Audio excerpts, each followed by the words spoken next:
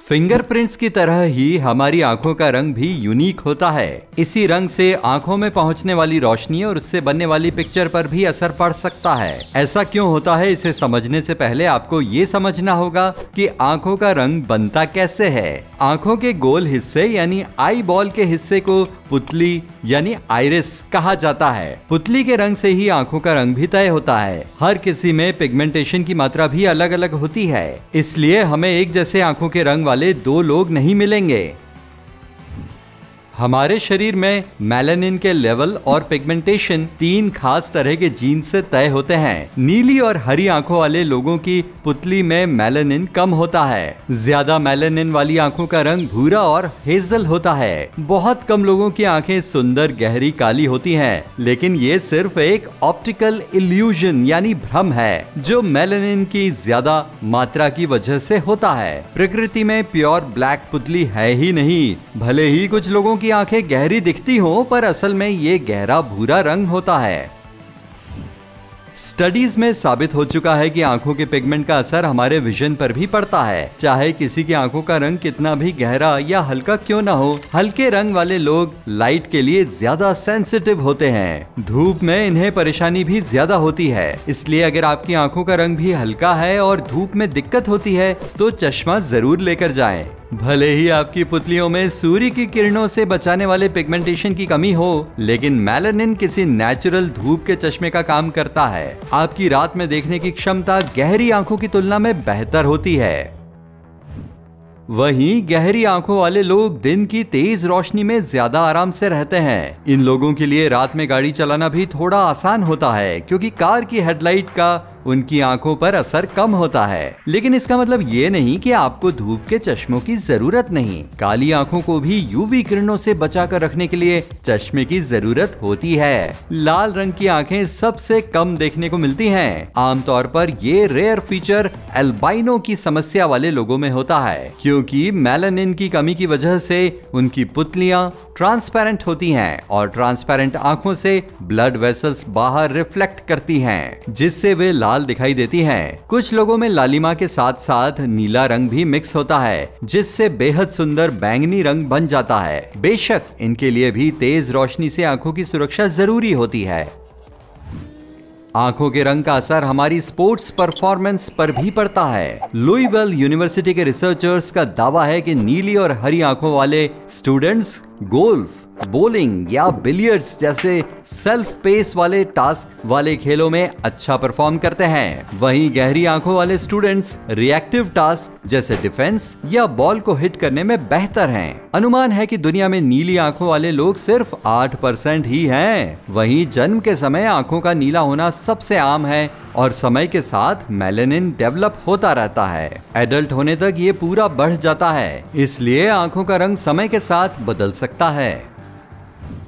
लेकिन पुतली की साइज वही रहती है। जैसे हमारा चेहरा और ज्यादातर शारीरिक अंग हमारी उम्र के साथ साथ बदलते रहते हैं, ठीक इसके उलट हमारी आंखें और पुतली हमेशा एक ही साइज की रहती हैं। पुतली का औसत डायमीटर 0.5 इंच होता है। इसमें भी सभी तरह की लाइंस, धब्बे, घेरे और सिलवटें होती हैं। ये सभी चीजें जेनेटिक होती हैं। आमतौर पर आइरिस का पैटर्न 2 साल की उम्र तक पूरी तरह से नहीं बनता और ये पैटर्न हर किसी में अलग अलग होते हैं। यहाँ तक कि हमारी बाईं आंख का पैटर्न भी दाईं आंख से अलग होता है। साथ ही दुनिया में जितने भी लोग हैं, सबके पैटर्न एक दूसरे से अलग हैं। रंगों में फर्क न कर पाने को कलर ब्लाइंडनेस भी कहा जाता है। दुनिया भर के ऐसे लोगों में 8% पुरुष और 0.5% महिलाएं हैं। इन लोगों की रंगों को पहचानने की क्षमता में अलग अलग फैक्टर्स की वजह से बदलाव आता रहता है। कई जांचों के बाद ये बात सामने आई है कि लोग जियोग्राफिक लोकेशन, भाषा और जेंडर के हिसाब से रंगों को अलग अलग तरह से अनुभव करते हैं। कहने का मतलब, अगर आप किसी दोस्त के साथ सूर्यास्त का आनंद ले रहे हैं तो हो सकता है कि आप दोनों को अलग अलग रंग दिख रहे हो और आपको इसकी जानकारी भी न हो। ऐसे ही हमारा मुंह भी एक दूसरे से काफी अलग होता है। यहाँ तक कि जुड़वा बच्चों के दांत भी एक जैसे नहीं मिलेंगे। ऐसा इसलिए क्योंकि इनका साइज इस बात पर निर्भर करता है कि कोई जबड़े का इस्तेमाल किस तरह से कर रहा है। यहाँ तक कि कई साल पहले की आपकी छोटी छोटी आदतें जैसे होंठ दबाना भी आगे चलकर आपके दांतों पर अपना असर डाल सकती हैं। आपने शायद देखा होगा कि नैपकिन या शीशे पर लिपस्टिक के निशान अलग अलग दिखते हैं। दरअसल ये इस बात पर निर्भर करता है कि ये निशान छोड़े किसने हैं। महिला और पुरुष दोनों पर हुई रिसर्च में सामने आया है कि हर किसी के होठों के पैटर्न भी यूनिक होते हैं। हालांकि जेंडर के आधार पर अलग अलग क्वालिटीज नहीं बताई गई हैं।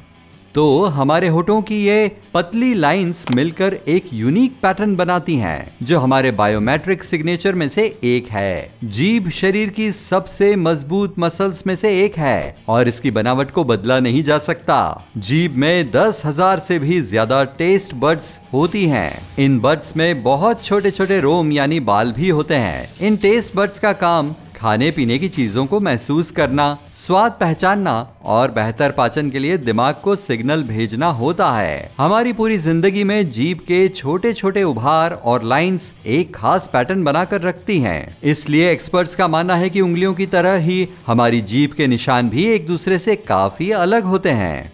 शायद भविष्य में जब इस टॉपिक पर आगे और जांच की जाएगी तो जीभ के निशान को भी बायोमेट्रिक्स की तरह इस्तेमाल किया जाएगा। वैसे ये किसी की पहचान का आसान तरीका नहीं लगता। इसी तरह हर किसी की आवाज भी अलग होती है। ये कई फैक्टर्स से मिलकर बनी होती है। आपने कैसे बोलना और गाना सीखा, वोकल ट्रैक की लंबाई और रोजाना जिस तरह से आवाज का इस्तेमाल किया जाता है, इन सभी बातों का असर आवाज पर पड़ता है। हाँ, वैसे कुछ टैलेंटेड आर्टिस्ट दूसरों की आवाज की हूबहू नकल कर सकते हैं, लेकिन कंप्यूटर टेक्नोलॉजी इन्हें आराम से पहचान सकती है। हथेलियों के प्रिंट भी फिंगरप्रिंट की तरह ही यूनिक होते हैं। समय के साथ लाइंस बदल सकती हैं, ये मिटती रहती हैं और नई बनती रहती हैं, लेकिन छोटे छोटे निशानों से मिलकर बने पैटर्न एक जैसे ही रहते हैं, जो सबके अलग अलग होते हैं। हमारे फिंगरप्रिंट्स पैरों की उंगलियों से भी मैच नहीं होते। सभी उंगलियों के प्रिंट्स भी एक दूसरे से अलग होते हैं। ऐसे ही पैरों की उंगलियों के प्रिंट्स भी एक दूसरे से अलग हैं। हमारी हर उंगली दूसरी उंगलियों और अंगूठों से अलग होती है। हमारे ये यूनिक पैटर्न माँ के पेट में ही पहले 3 महीनों में तय हो जाते हैं। 10 साल की उम्र तक हमारे कान बाहरी तरफ से पूरी तरह बन चुके होते हैं। इसके बाद उम्र के साथ कानों का आकार भी बढ़ सकता है और ग्रेविटी से वे थोड़ा नीचे भी लटक जाते हैं। महिलाओं के कान पुरुषों से छोटे होते हैं, लेकिन फिर भी सभी के कान के साइज और लाइंस की वजह से ये एक दूसरे से अलग होते हैं। बायोमेट्रिक्स एक्सपर्ट्स का मानना है कि ये किसी के व्यक्तित्व की पहचान का सबसे बढ़िया तरीका है। उन्होंने कान के साइज और पैटर्न को स्कैन करने और फिर से बनाने के लिए स्पेशल सॉफ्टवेयर का इस्तेमाल किया। इन स्टडीज के 99.6% तक सही होने की भी बात कही गई है, ठीक उंगलियों के निशान की तरह। चाल भी लोगों की अलग पहचान करने की एक बायोमेट्रिक तकनीक है। हमारी चाल पर जन्म से लेकर अब तक के बीच की बहुत सी चीजों या फैक्टर्स का असर पड़ता है। हम जिस तरह सोते हैं, खड़े होते हैं, चलते या दौड़ते हैं या जितनी भी फिजिकल एक्टिविटी करते हैं, उन सभी का असर हमारी चाल पर पड़ता है। जिस तरह हर किसी का भाग्य अलग होता है, वैसे ही सबके चलने का तरीका भी अलग होता है। बेशक बिना खास ट्रेनिंग के किसी की चाल को एक्सप्लेन कर पाना काफी मुश्किल है, लेकिन हम शायद अपने बेस्ट फ्रेंड या जीवन साथी को कहीं भी सिर्फ उसके चलने के तरीके से पहचान सकते हैं। हमारी उंगलियों में दिमाग को मैसेज भेजने वाले बहुत से रिसेप्टर्स होते हैं।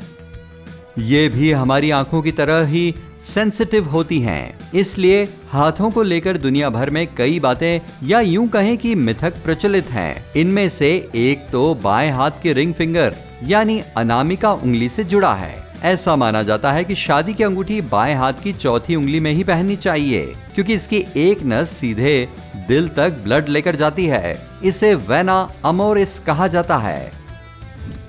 लेकिन दुख की बात है कि एक्सपर्ट्स ने इस रोमांटिक मिथक को नकार दिया है। उनके हिसाब से हमारी सभी उंगलियां एक जैसी हैं, क्योंकि हाथों में ब्लड वेसल्स का नेटवर्क काफी हद तक एक जैसा ही है। ये रिवाज सबसे पहले मिस्र से शुरू हुआ था।